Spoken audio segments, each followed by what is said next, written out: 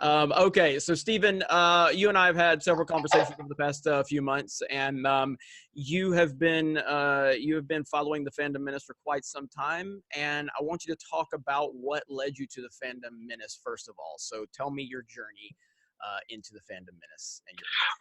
Well, my journey into all this started before Last Jedi dropped. Was having some difficulties in my home, financial problems. My mother-in-law got cancer.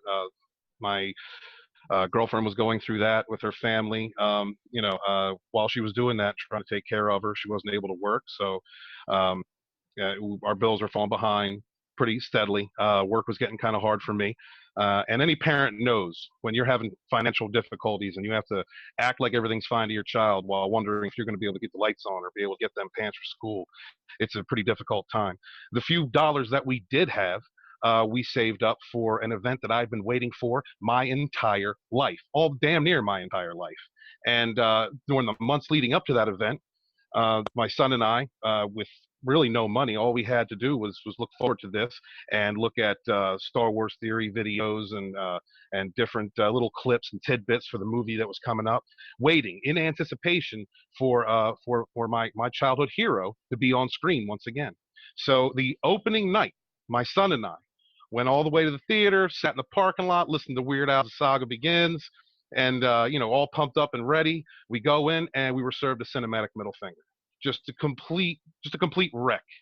And it was heartbreaking. And I was very confused. I didn't understand what had just happened. How could something like this turn out the way it did? It was like a propaganda piece. It was telling me that I didn't matter.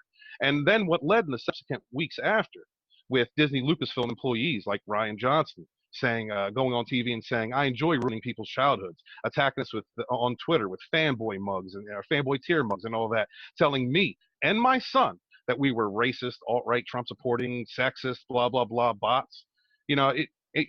For people like me in the working class, struggling, who need to go to a theater, who want to go to escape, that need escapism, just something to distract us.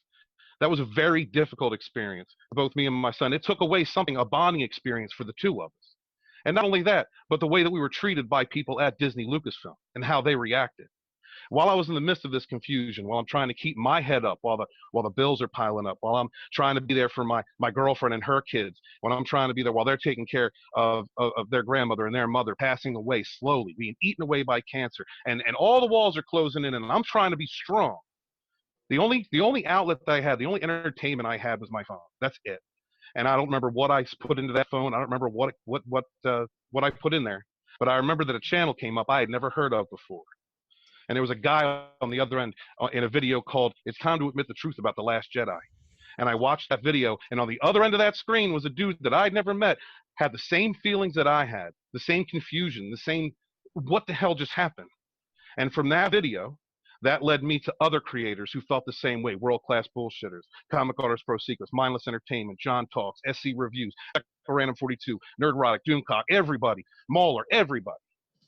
And in that time, while I was struggling to keep a roof over my head, while Disney Lucasfilm was busy attacking us and calling us names and labels, the only people that I had in my life were people that I had never met. The only people to distract me, the only entertainment, the only distraction I had from what I was going through were these YouTubers who were standing up and being the voices for we the fans against all the propaganda the access media was thrown at us. And not only them, but the people in the chats that helped me out, the people in the chats that were there that I could converse with just to forget for a little bit, the Barbarella Alphas, the Stephanie B's, all of you guys, the Bruce Lombardos, like you guys were there for me too. And I didn't know any of you. I have no illusions.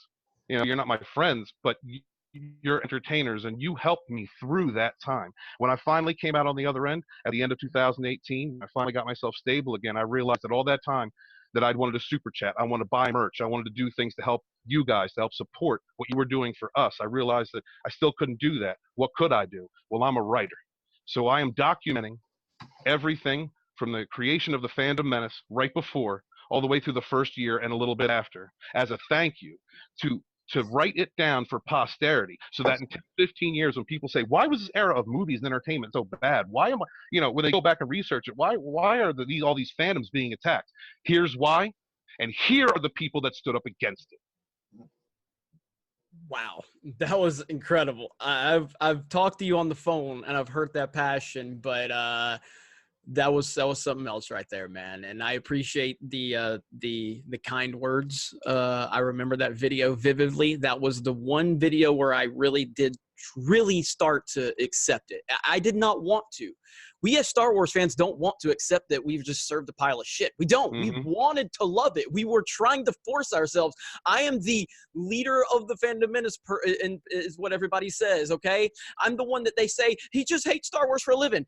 Motherfucker, I want to love Star Wars. I defended the prequels all of those years. Okay, I Hmm. left that theater and I was telling my friends, I was talking to my friends about it, and I'm like, no, no, no, I love this movie. They're like, Jeremy, listen to what you're saying. Like, everything you're saying says you hate it, but you follow it up by telling that you're telling yourself, because I was in Hmm. denial, because I loved The Force Awakens. I was excited for The Force Awakens. I was the biggest fan of what Disney was trying to do. And so I went into that movie and I just couldn't accept it. I couldn't accept that it was so bad. And because we all wanted to love it.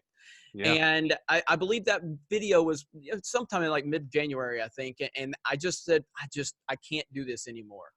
Hey everyone, it's Jeremy from geeksandgamers.com, and if you're a fan of Geeks and Gamers, please go to our website, visit our merchandise store. We have t-shirts, hoodies, hats, beanies, tank tops, and in the very near future, we're going to have many more products for you to choose from. So thank you for the support. We appreciate it. You guys have a great day, and we will talk to you later.